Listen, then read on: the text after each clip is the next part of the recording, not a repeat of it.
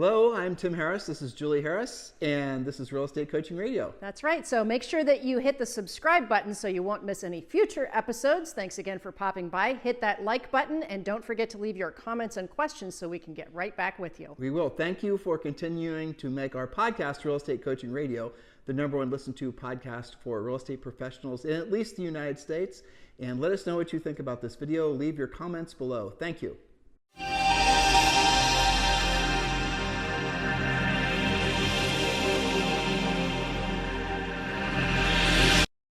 Welcome to Tim and Julie Harris Real Estate Coaching Superstar Interview. Before I turn the call over to Tim, allow me a moment to introduce you to today's superstar, Mr. Frederik Eklund. Welcome to the call, Frederik. Thank you. That's fantastic. It's good to hear your voice. We're, of course, fans of yours. And many of you guys out there listening know Frederik already as the star of the hit show $1 Million Listing New York, which is on Bravo TV. Of course, Frederik is also one of the nation's top realtors. And few agents have your track record, Frederik. It's super impressive. You're the #2 producer at Douglas Elliman nationwide in 2012 with more than $1.5 billion, that's with a B, $1.5 billion in real estate sales over the last 11 years, and founder of the most high-end residential real estate brokerage in Scandinavia, which is called Eklund Stockholm New York, with 3 offices and 50 employees. I also understand that you've set a record of your sales in 28 buildings in Manhattan just last year. So without any further delay, I'll turn the interview over to you, Tim. So, Frederik, again, to follow up on what Julie said, thank you sincerely for your time today, and I appreciate it because I know you are extremely busy. So for the sake of your scheduling, let's just jump right to the questions. Sound Sure. good? Sounds All good right, to perfect. me. So I sent you 10 questions ahead of time, and these questions are all designed specifically for the top producing agent and the wannabe top producing agent to learn directly from unquestionably one of the nation's leading agents how they manage their time and their business. And the first question I wrote down, and I thought for quite a while about actually what should be the first question. I think this is probably the most important one, really is, how do you prioritize your time with all the different things that show up on your radar on a moment-by-moment basis? Yeah, I mean, time, I think, is everything. Scheduling is everything when you are a successful real estate agent because not only time is limited for yourself, but also for your clients, your sellers, your buyers, and then scheduling the appointments, and then your developers' appointments. And it's a bit kind of like an organized chaos. I try to be organized with my time. I try to prioritize different things. And, over the years, I built a team. I believe we are a bit over 10 now, 12, 13 people here in New York. And like you said, Julie, I have 50 people in Stockholm. So at this point, I'm blessed and lucky to not being able to handle my own calendar in the sense that I have an assistant that's employed by me to only handle my calendar. And, I have 2 cars, I have 2 drivers. The calendar is basically filled up weeks in advance. And we have so many listings on the team that I do very few actually showings myself these days. I have other team members. My time is focused in on pre-development meetings where I sit in and I design these buildings, program them, and maximize light and air and pick finishes and, basically price them out years in advance of them being even built and then selling them out. But I rarely these days do open houses and showings myself. I pitch new sellers, and then on top of it all, which really screws my calendar up, which is every year you hear it in my voice even thinking about it now because we're about to go start production of $1 Million Listing season 3. Filming is very, very intense, and it takes months and months and months, around 9 months to film a season, and it's in real time, and they film my job, but it screws the calendar up quite heavily. And then to complicate things even more, I go to Sweden quite a lot. I'm leaving in about 2 weeks. I'm going to be there for a week, and fitting that in, day to day with the 6-hour time difference between New York and Stockholm, and the thousands of emails coming in every day from the company there that I need to deal with in real time makes everything complicated. So it sounds overwhelming, and it is overwhelming, but it's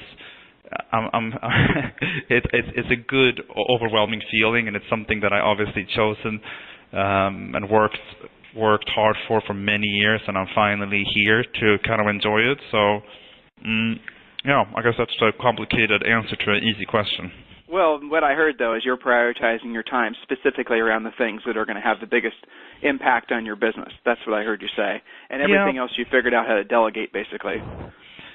Yeah, I mean, I think, you know, I looking back at my career in the last 10, 11, 12 years, you know, I started off alone and I started working with buyers. That's kind of like the natural start for any real estate agent, I think, unless you go into rentals. And then after 2 or 3 years, I realized very quickly that the big money, let's say, the biggest reward, at least creatively, would be working with developers and going on the other side, representing sellers, actually the big developers. So that's what I've been focusing on. And then after like year 4 or 5, to fast forward, I started building this team because, yes, it's about delegating, but it's also about, I think, having a sort of sense of community or a friendship, and I guess a second family in a way, because I don't have a family here. My family's back in Sweden, and I felt that real estate was very being alone in a way. You know, the highs are high and the lows are lows, and it's really fun to have a group of people coming in to work with every day. So I started building a team, and that allowed me, I guess, to delegate and prioritize the time. But, you know, I also want to say that the beauty of real estate is that you never really know where it's going to lead, and therefore it's important to make yourself accessible, and it's important to take as many appointments, meet as many people, and hustle as much as you can, because you never know who's going to be your next big client or deal. And it's really important to be out there. So I don't want to be the kind of like super broker who is hard to get to, and I don't do my own showings, and I try to pride myself that the same person, at least for the new development, that sits in the pre-development marketing meetings and design these buildings, are going to be the same person in a hard hat in the construction site later selling. So it's good to have a team and a support system behind you, but it's also very important to be connected to the market and the pulse of the market in real time. So you brought up two things I think were kind of interesting. A lot of the agents on the call obviously have worked with developers and builders and whatnot. And one of the problems that occasionally creeps up is when the same listing agent's representing two different builders or developers. Sometimes the developers don't quite grasp the idea that it doesn't really matter. The product is what's unique, right? I mean, at the end of the day, you know, two condos, 2 apartments are never identical. They're similar. So how do you deal with the different expectations of these developers? Because obviously developing gives you a great advantage because you control inventory. But when you deal with these high-pressure, high-powered developers and they're expecting Frederik Eklund to be there at their beck and call, how is that working out? How do you manage that? Well, you know, I feel really blessed to be at this place where not only am I in the center of new development here in New York, and like you said, there's a few amount of real estate agents that really control the majority of the inventory of new development coming to the market here. But I also feel blessed because I'm in the heart or the center of the storm, if you want to call it, on the second wave of new development. The first wave here in Manhattan was 2000, 2001, 2002, and I guess there was a third wave, really, at least inventory and pricing-wise, around 2006. And then really now is, I guess, yeah, the third wave in a sense. It's coming back and coming back with a vengeance. There's a lot of product coming, around 8,000 units that we know of below 92nd Street. And myself, or me and my team, we have 16 buildings signed up that we're working on pre-development that's going to be rolled out over the next 1.5 years. So to answer your question, and that's why I love new development and I find it very creative, because no site they're all different. And a lot what we have to do is that the developers come to us and say, in what area should I buy? What's the future here? Where's the biggest appreciation going to be? And then we direct them there, and sometimes they come to us when they're looking at a site and they're asking us what we can do there, and then we sit with the architect. Sometimes I pick the architect, and we We sit with what we call the envelope of the site, and we come up with a unit size. It should be small units, big units, what price points, how we can, what I always try to do, maximize price per square foot, because I always say in New York, especially in this market, people they're not buying price per square foot, they're buying absolute price points. So to make the units maybe a little bit smaller, efficient, we can drive price per square foot up by keeping a sort of a doable price point. And then it's also about knowing your competition, what inventory is coming to that neighborhood, and what other buildings you're going to be competing with. And gotcha. so I guess the answer is it's all in the site and the location and what you can do in zoning and FAR and kind of creating, I guess, a brand for a building before it's even built, and identify the ideal buyer, who he or she is, and who is going to buy or pay the most for this particular location, and then programming, creating that building from scratch. That's why I find it so creative, because I say it might sound cocky, but I say any agent can snap some photos and put on a listing system and wait for the phone to ring, but very few people can control the new development process. Right. That's a really important differentiator, and that's what I'm hearing you say basically is you're not just going in there and competing for a listing like maybe a traditional agent would. You're essentially working directly with the developers even before they know what they want to build or develop or what have you. So you're at the very, very preliminary stages, not just at the point where you're having to compete for the actual listing. So that definitely is a huge differentiator. Yeah, years in advance. But it's also always good because I would say, I always get this question, what percentage of your business is new development? And I think income-wise, it's probably like 80%, 85% these days. But it's really important to like I said, being accessible and having the pulse of the market, to be able to create the right product. You also have to be in the resale market, and you have to know that market. Right now in New York, I feel like the two markets are splitting up. There is a very strong resale market, but then there's an incredible stratospheric new development market where the pricing is just and these buildings with Stark architects that we're launching the product is very sophisticated, and therefore the pricing is up there. So it's important to be in both markets at the same time. So a lot of agents, they always like to ask lead generation questions, and I love asking just for the sake of listening to what people say. But if you could only do one thing for lead generation, if maybe you're going to have to think back a decade ago when you were first getting started, but if you could only do one thing for lead generation, to make the phone ring, to make the emails come in, to make the opportunities happen, what would it be? Well, I mean, it's a boring answer to, I guess, a fun question. But I think the most important, the one thing, is to just keep in touch with everyone. I mean, not only your contacts, your friends, your family, but people that you have actually worked with already. So I think that's the number one. To turn the question around, the number one mistake people do, including myself, I'm in fault here too, because as what we talked about, time, you get so busy that you kind of you forget to reach out.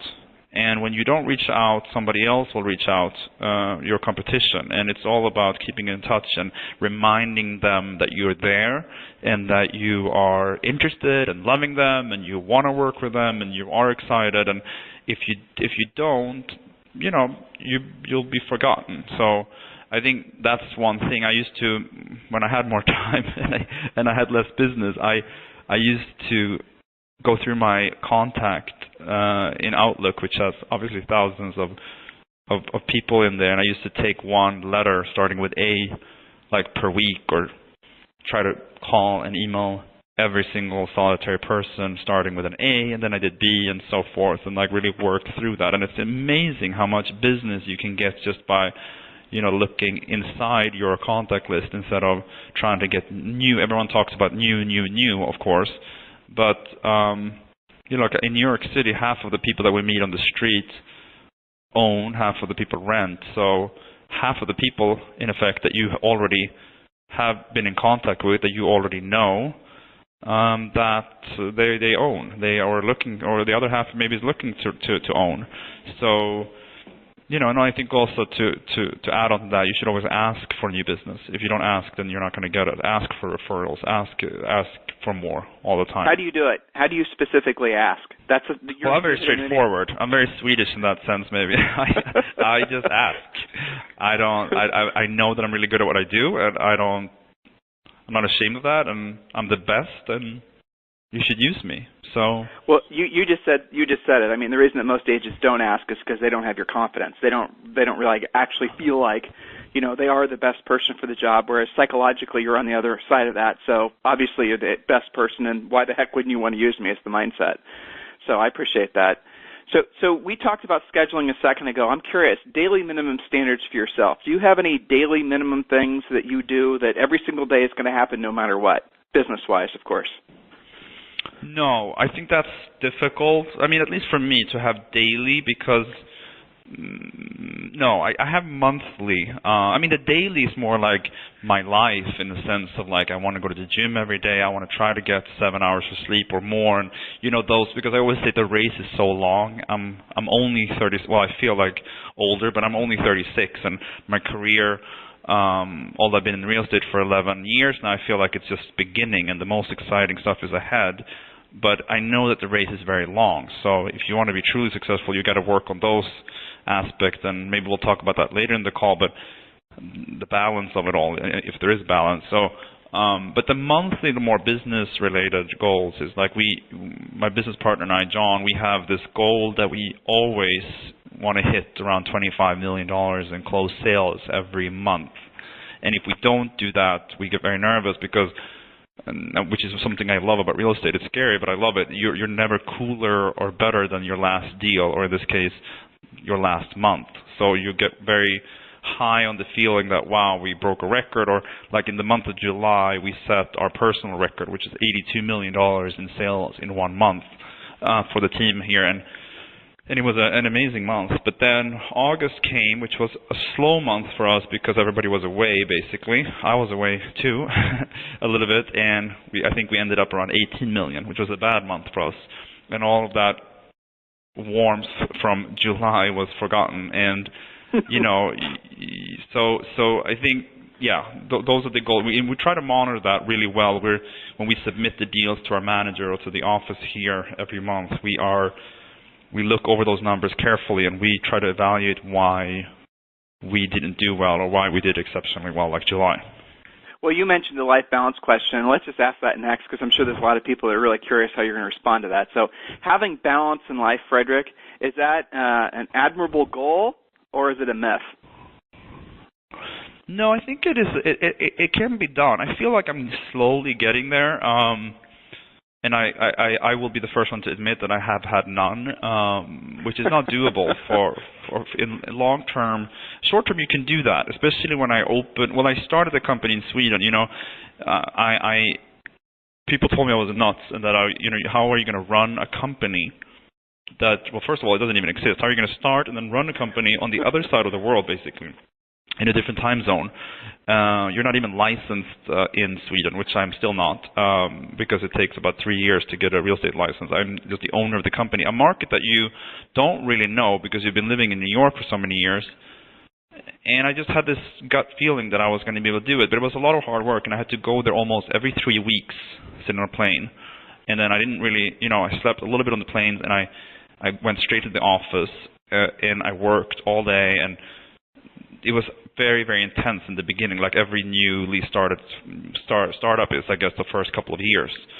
And then when I film as well, I don't really have balance because we film long days, and all the time sometimes, and it's hard to have balance. But I'm trying, and I think meeting Derek, getting married, being a little bit older now, the company in Sweden is doing really well, it's very profitable, and then I guess it's all, I think more of it. I have put in more of an effort to have balance because I felt really tired there for a while, and it wasn't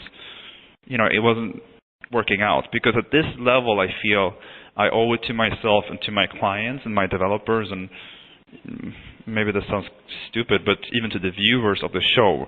Like if I know myself when I'm really tired or stressed, and I don't make the right decisions for myself, and it just I'm become my own worst enemy. So I think, yes, balance is, very important. I think a lot about this balance thing, and I think maybe how I define happiness in a way is when we have balance.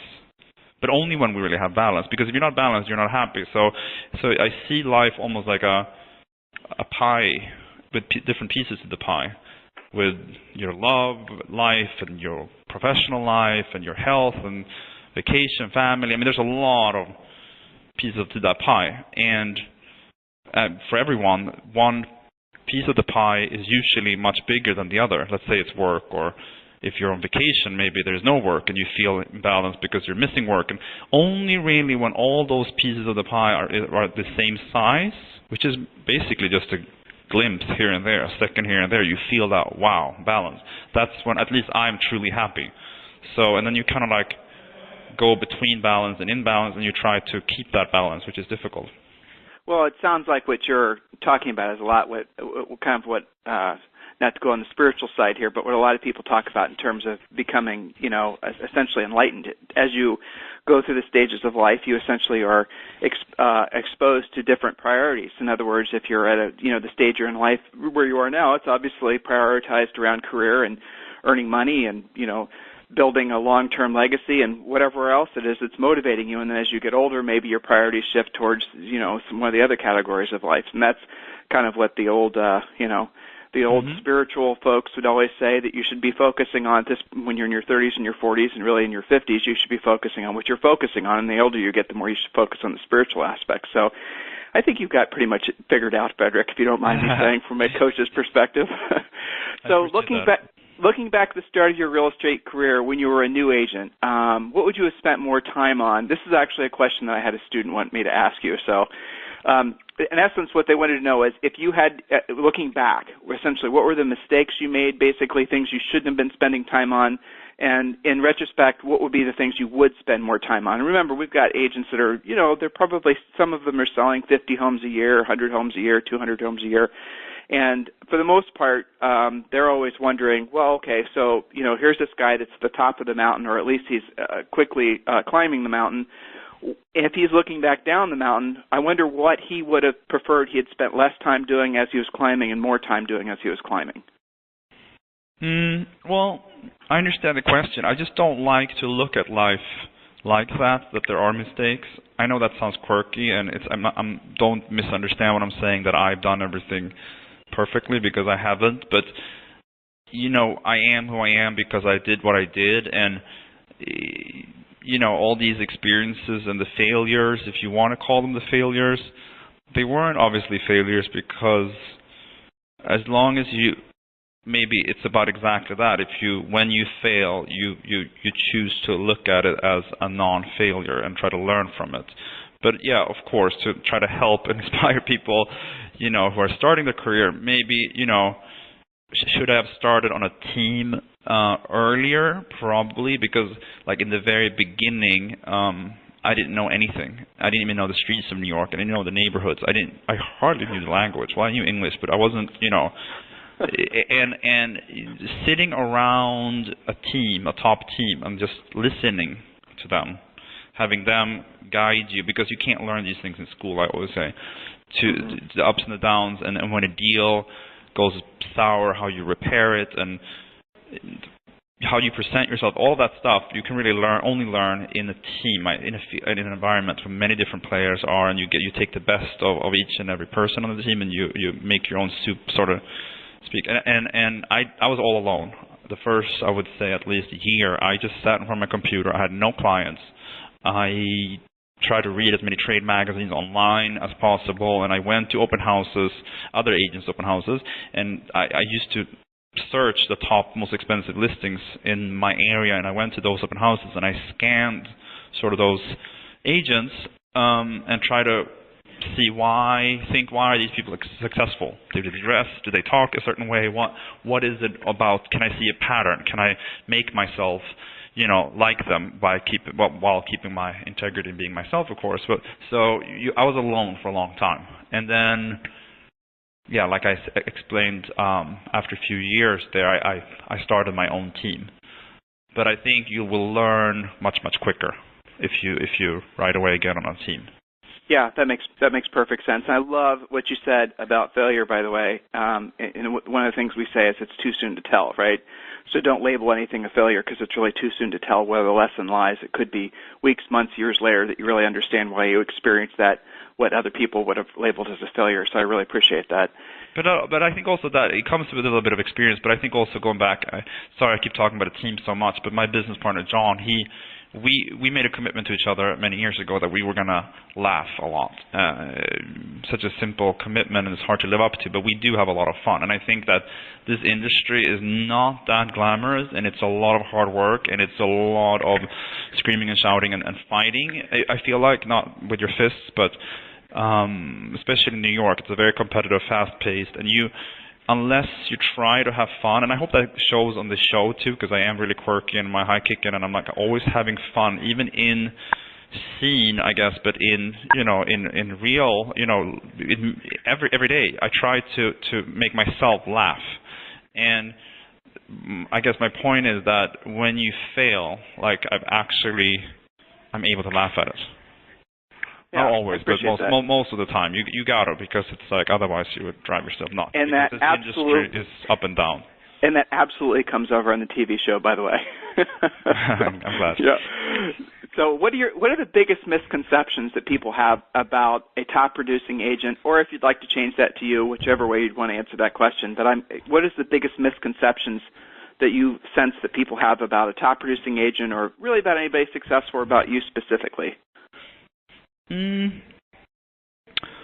Well, I think the accessibility is really it's important. I think that's actually a problem for me in my job. Like it sounds strange after maybe I started off the call saying how busy I am and it's hard to manage your own calendar even. But I think that I or we won't take on listings under a certain price, or you only handle it $20 million, or you're a TV star, so you're not. I met a lady on the street actually yesterday. She gave me her business card outside a listing that I was showing on Bowery, and she asked me like, "Oh, it's actually real? You're in real estate? I thought that was a show only." So people don't really understand that. Like we take on everything. I sell in Brooklyn. I sell in Harlem. I sell all over Manhattan. I sell obviously in Sweden, and we take on everything. And I like to have a diversity in my product, what I'm selling, and we try to. That's something actually we're working for the fall, a marketing campaign, if you want, to show that like we're real people behind the show, or behind being number 2 or number 1 or whatever we are. Behind all these like mega listings, we're a phone call away. That's why I like to do things like this, because hopefully, you show a few more layers and depth, and we can talk openly about these things. So I'm kind of curious. You bring up the show. Obviously, that's become a big part of your life. I mean, you don't really have a choice because it's such a huge time commitment.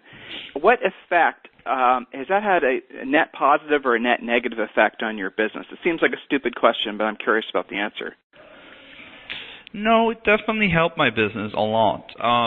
It has, but it's hard to monitor exactly how much. I was a real estate broker for almost 10 years before Bravo came into my life, compared to the other guys. I was always... No, it's a fact. They were the first to say it. I think Ryan's been in the industry for like 3 years, and Luis maybe 4. I don't know, but it's different for me. Like at Douglas Elliman here, because this company that I work for, the largest real estate firm on the East Coast, I think we have over 80 offices and 5,000 agents. I was number 8 the year prior to the show aired, and then I went to number 2 after season 1 aired, and we'll see this year. But I think that I think it definitely helps. Especially developers, they understand the power of the network and how many millions of people watch the show in over 100 countries, and they love the fact that they're not emotionally attached, let's say, to the product. They have to sell, they want to sell, they have big projects, and the project can take years. So putting them, or me putting their product on the show, and even if they don't want to be on the show, they understand hundreds of thousands of people come in and look at all my listings and look at my profile. And that way it will always spill over to their listings. So for that, but then I think it's like, as with everything in life, it's probably a lot of people who, unfortunately, who would say, oh, I want to keep this confidential. I don't want to work with a TV star. I don't want to, he's too busy. So it's always hard to monitor. I think once, when I decided I was going to do it, which was not an easy decision, everyone in my life, all my competitors, people, even my family said, don't do it because it's going to ruin your career. And it was just something in my stomach, that my gut feeling, like, no, it's actually, I want to do it. I think I'd be good at it, and I think it's going to help my business. And looking back at it, of course, it has. And it's kind of funny, actually. I don't want to be mean, but those same competitors who said back then that it was going to ruin my career, now they're saying, he's number one only because of the show. So you can never win with certain people. Oddly enough, Frederik, rarely are your competitors the best people to go to for business advice. I'm sure you'll agree. Right. So, would you consider yourself a competitive person? Is that something you'd feel comfortable labeling yourself as, a very competitive person? Yeah, 100%. I think that's great. I mean, you have to be in this industry. Like I always say, like the true driving forces behind an agent, a super agent or a really big agent, is either ego or money. That sounds very harsh, and I just want to explain what I mean by that. Ego, I don't mean ego in a bad way. I mean like want to be number one, winning the weekly competition in the office, seeing your face next to the listing that you worked so hard on getting, really trying to set, even if you compete with yourself, trying to set records. That's what I mean. And the other driving force, I'm not driven by money at all. My business partner is, and he has no problem saying that. That's why we work really well together. He is not interested in the ego side at all, but only in the money. And he gets like a high when we get a commission check. I'm more driven from the ego side. So I think you have to have one of the two. So I've never seen a good real estate agent who wants to, I love helping people.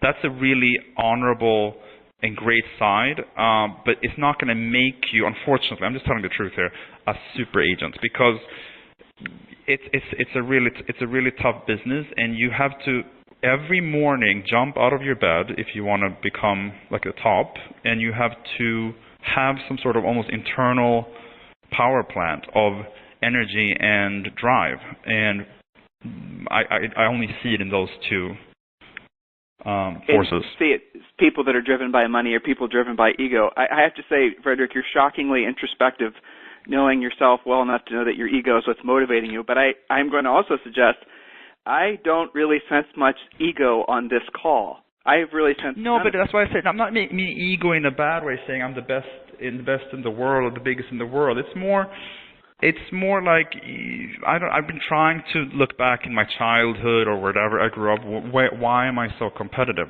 Why, where is it all coming from? And when I was younger, I actually thought it was kind of a curse in a way, because I could get very sad if I wasn't, back in school. But then I kind of just started looking at it as a blessing, because it's a good thing, and I shouldn't be ashamed of saying, one, I'm competitive, or two, I want to be number one. I think that's a great thing, but it comes with the territory also. You have to be able to, once again, I said that, laugh at yourself. You're not always going to win, and you're going to lose a lot of the times, and then you're just going to have to pick yourself up and have fun with it. So the last question I have is why you? In the most competitive real estate market in the world, it has to be the most competitive real estate market in the world. Why have you succeeded? You've mentioned a lot of reasons, but I'm just curious. Why have you succeeded at such a high level where, obviously a lot of others have struggled and I'm sure washed out of the business? Why have you, if you could encapsulate it, if you were writing the back cover of your biography and it only could be a paragraph, what would you say? God, that's a hard question. I mean, I think, the unglamorous answer, one, is there's really hard work. But I think there's a lot of, going back to when I started in the industry, and I was, like I told you, I went to the open house and I studied the big, let's say, stars of our industry. Those stars are almost all gone. And that's something, John, my business partner, and I, we talk a lot about. We never want to be the has-been or the people that were stars. It's like, how do you reinvent yourself, and how do you keep being relevant and keep marketing yourself? And why is it that in our industry, there's very few people, at least in our market, I don't know about the Miami, the LA, and the other hubs, so to speak, how it works, but it's like people blow up and they become very big for a couple of years and then they disappear almost. And, you know, when I started back 10, 11, 12 years ago, the listings were coming in via fax, as an example. And we didn't have the internet. Well, obviously there was an internet, but it wasn't, the listings weren't on there. And then I was the first person that really, I felt at least in the industry, that got the BlackBerry, it was called the Blueberry back then, and had that big wheel that you scroll down, and I used to answer people, my clients, in real time, and they were in shock. They didn't even understand how I could answer in real time, because they didn't understand that there was a device that actually made you run on the street while, anyway. So that's not that long ago. I mean, when I talk about it, I feel like I'm 80 years old, but it wasn't that long ago. And now, you know, that's why I always like to read the comments on the television show on the blogs and the people that, because everyone seems so opinionated about it. And there's a lot of, obviously, people that are, I mean, people love the show, but there's also a lot of people within our industry who finds it very, I don't know what the right word is, but they watch it, but is it jealousy? I don't know, but it's just, to me, the show is just like kind of like when the Blueberry came, or BlackBerry, or the internet, the listing started, we started sharing everything online in real time. This industry of ours is evolving, and if you're not evolving with it, you're going to die like the dinosaurs. And that's a really tough thing for people to hear. And going back to the ego side, I'm probably going to, you know, not be able to keep up myself forever, but I think it's an important thing to think about. And you know, the buyers and the sellers are changing, and the technology is changing, and the way that we do business and conduct ourselves is changing, and you gotta change with it.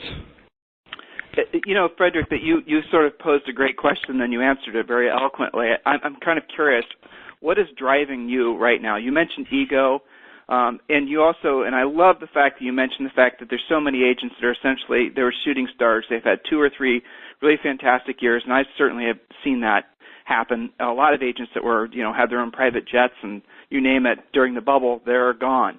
And, you know, some of them are just, a lot of washout happened as a result of that, some of it really tragic. So you obviously have thought, and you and your partner, John, have thought about, well, so why is it that some last for a long period of time while others wash out? How are you going to keep yourself, as we like to say here, frosty, motivated, looking forward, always looking for the next rung? Is that something that you think about? Yeah, I mean, it's something that I don't only think about, I worry about it, because I have bad days too. I have bad months or weeks, and sometimes, you know, going back to the calendar, I get overwhelmed, and I ask myself, you know, is it worth it? Can I do it? I think, you know, just have to be honest about that. But I think the most important thing, basically, is also being true to yourself. I think maybe, I mean, I can only speak for myself. I don't know why these people blow up and then they disappear. But if you're not, you know, you're not yourself, because this is such a demanding industry, and it's a people industry, and you have to like really love what you do. You're going to burn out. You're not going to last. So I think, and there's so many different things you can do in our industry these days. Everything from rentals to sales, buyers, you know, the high end, the low end, everything in between, and then you have the new development, and you can even go into development. You can start your own company. There's so many things you can do. There's so many different levels to what you can do. So you really have to navigate and find like who you are in all of this. And if you do that, I think it's a given you will last longer. And then I think it's also being a little bit humble about the market, because I think we all think we can control it. We all think we know where it's going. But the truth is, no one really knows anything. And we don't really know anything, at least until we look in the back mirror and then we see what happened. But so, you know, I've seen a few turns now, very dramatic turns here, and it can turn again tomorrow. So you really need to prepare yourself as a real estate agent. That 2008, 9, part of 10 was very important for me, because we didn't make any money really. The spring of 2009, I remember I was the only agent in the entire city of New York who did a deal in Soho the first quarter. It was the only deal that was recorded on Green Street, an apartment. And we worked as hard back then as we are doing now, but we made $0. And it was very tough. And a lot of people left the industry, and a lot of people, you know, had a hard time. I mean, I had a hard time too, but I think I humbled and I learned a lot about all the things actually that we talked about in today's call. So do you mind if I ask a quick follow-up on that? Because you really just touched on something very, very interesting. So with having experienced the setbacks professionally, how have you built your business in preparation of, and basically have you built your business around the ability to ebb and flow depending on the market conditions? Well, you can't, but you can try. I mean, in development, we try to always, when we program buildings, we try to, it's risk management really. Like if the market tanks, do we really want to sit with $10 million apartments in this particular location? No, we want to be in the 2.5 to 3 million, or even below 2 million, because in those apartments will always sell here in New York.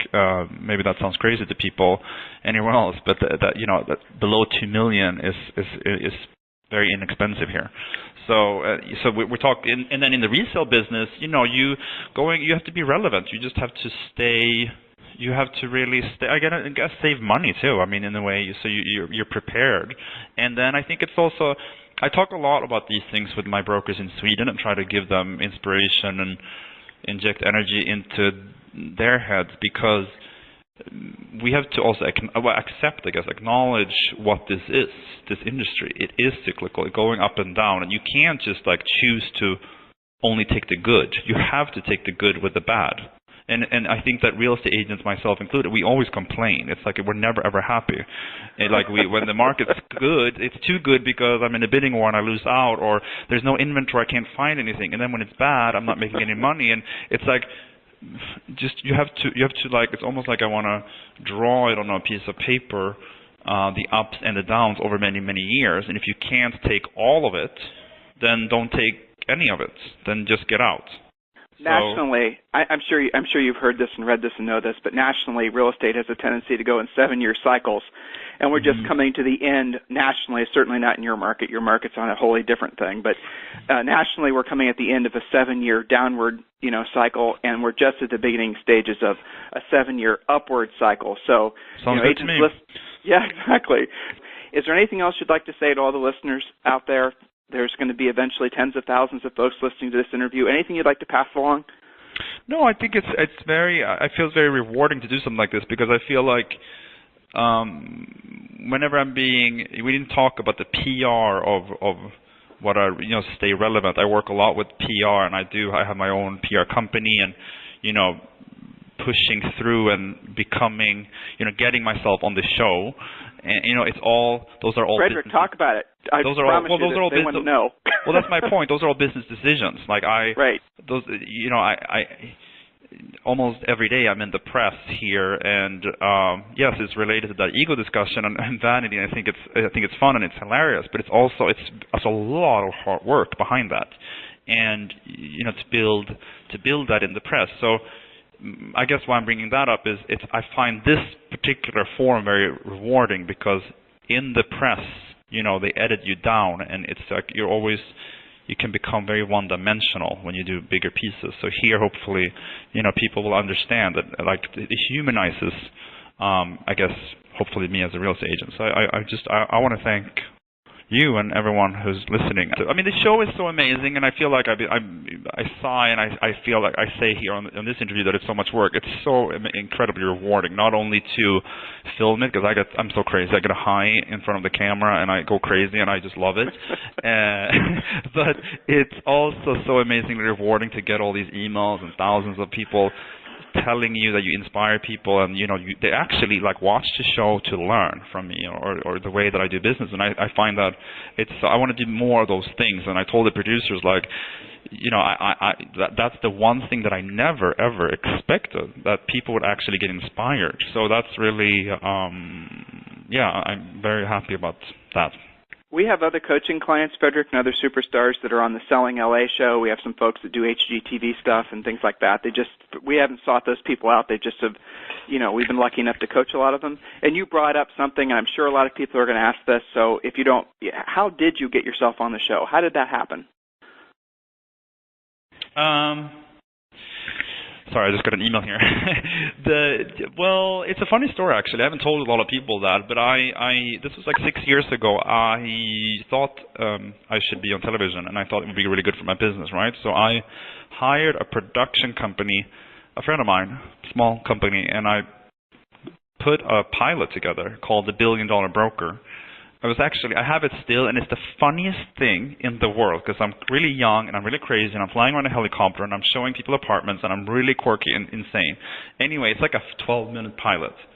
So we got a meeting with Andy Cohen. It was $10,000, the pilot that I paid out of my own money. And we got a meeting with Andy Cohen finally at Bravo, and he said, you know, this is so hilarious. I mean, we love this guy. I mean, who is he? This is so fun. It's amazing, but we have a real estate show. It's called $1 Million Listing LA. It's very successful. And the day we think or interested in doing a New York spin-off or version, we'll call you. And then 3 years went by, and I was actually in Greece at the time, and I got a call, and then I got a contract in the fax on my hotel in Greece. And I was never really tried out in that sense, and I don't really know what the other guys did, how many casting tapes and how many thousands of people that wanted to be on the show, but I think I was always like there from the very beginning. Interesting. Yeah, well, that's fantastic. So again, I really appreciate your time today and everyone who's listening. So here's what Frederik and I are going to ideally set up. He announced that he's going to be having what sounds like a fantastic educational series that he's going to come out with. So all of you students listening now and future students, this is a great opportunity for you to have Frederik as your mastermind leader and as your mentor. And I think all of you will agree that from listening to him today, he will do an absolutely brilliant job at that. So Frederik Eklund, I want to sincerely thank you for being today's superstar. And I want to thank all of you for joining us for today's interview. And have a great day. Thank you. Thank you, Frederik. I just high-kicked. Okay, bye. Thank you so much. Bye. Hello, thank you for having watched this video. Please remember to subscribe to our YouTube channel. That's right, and don't forget to hit that like button, leave your comments and questions below, and we will get right back with you. Thank you for watching this video, and remember to watch the next one. You're going to love that one.